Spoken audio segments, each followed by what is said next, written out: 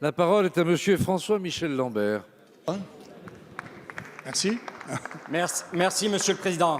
Monsieur le Premier ministre, si nous ne changeons pas notre mode de vie de toute urgence, nous mettons en péril la vie elle-même. Ces mots d'Antonio Guterres, secrétaire général de l'ONU, prononcés le 2 décembre en ouverture de la COP25, traduisent l'urgence vitale dans laquelle nous nous trouvons. Ils appellent à un changement systémique, rapide, profond, dans nos manières de produire, de prélever, de construire, de se nourrir, de se déplacer. Un réel changement. Traduction d'une réelle volonté politique pour prendre le problème à bras-le-corps, pour passer de la parole aux actes. Mais cette volonté semble encore manquer de façon totalement incompréhensible. Ainsi, la chaise vide du président Macron à Madrid, étrangement absent, c'est bien la démonstration que l'urgence climatique n'est plus la priorité de ce gouvernement. Écoutons les opinions publiques qui s'emparent du sujet. Écoutons les scientifiques qui ne cessent de nous alerter. Écoutons cette jeunesse qui ne veut pas d'un monde sur la même trajectoire suicidaire que celle que nous lui laissons. Monsieur le Premier ministre, les mots ne suffisent plus pour agir. Agir, prendre des mesures courageuses, visionnaires, qui dépassent les partis, les clivages, les intérêts particuliers. Agir pour rompre avec nos habitudes. Arrêter la procrastination. Ne plus se raconter d'histoires. Il en va de notre responsabilité collective et pour l'instant incapable de tenir nos engagements de la COP21, nous ne sommes plus à la hauteur. Ma question est directe. Où est la France dans cette COP25? Quel message passons-nous? Quels engagements prenons-nous? Que répondons-nous à cette interpellation prémonitoire du secrétaire général de l'ONU? Merci, Monsieur le député. La parole est à Madame Brune Poirson, secrétaire d'État auprès de la ministre de la Transition écologique et solidaire.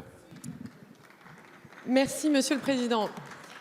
Mesdames et Messieurs les députés, Monsieur le député Lambert, écoutons. Non seulement nous écoutons, mais en plus de ça, nous agissons. J'étais il y a quelques jours encore avec le Premier ministre à la COP25 à Madrid. En ce moment même, Elisabeth Borne est à la COP25 à Madrid. Et nous sommes au rendez-vous, Monsieur le député Lambert. Nous sommes au rendez-vous. La France se bat pour la neutralité carbone au niveau européen. Aujourd'hui encore, à la veille de la publication du Green Deal européen, nous nous engageons et nous souhaitons un objectif de 55% de réduction des émissions carbone d'ici 2030. Et nous faisons plus que ça. Nous mobilisons des financements aussi.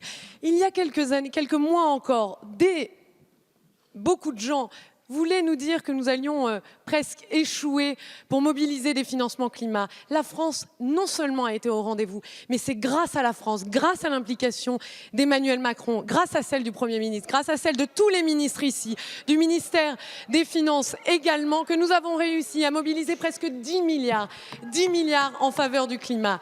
Et aujourd'hui, nous avons transformé avec nos partenaires européens la Banque européenne d'investissement en banque du climat. Et ce seront 1000 milliards d'euros d'investissement qui seront investis dans la transition écologique d'ici 2030. Tout ça, c'est cette majorité qui travaille. C'est cette majorité qui a voté des lois extrêmement ambitieuses sur le climat qui commencent à s'appliquer dès maintenant. Où est la France, Monsieur le député Lambert? Elle est plus qu'au rendez-vous. C'est une des lumières dans le chaos actuel à l'échelle internationale en matière de préservation de l'environnement. Parce qu'il faut encore des nations courageuses, parce que nous sommes une nation courageuse, parce que nous sommes sur le devant et que nous n'avons jamais craint nos ambitions climatiques, Monsieur le député. Merci, Madame la Ministre. Monsieur le député Lambert.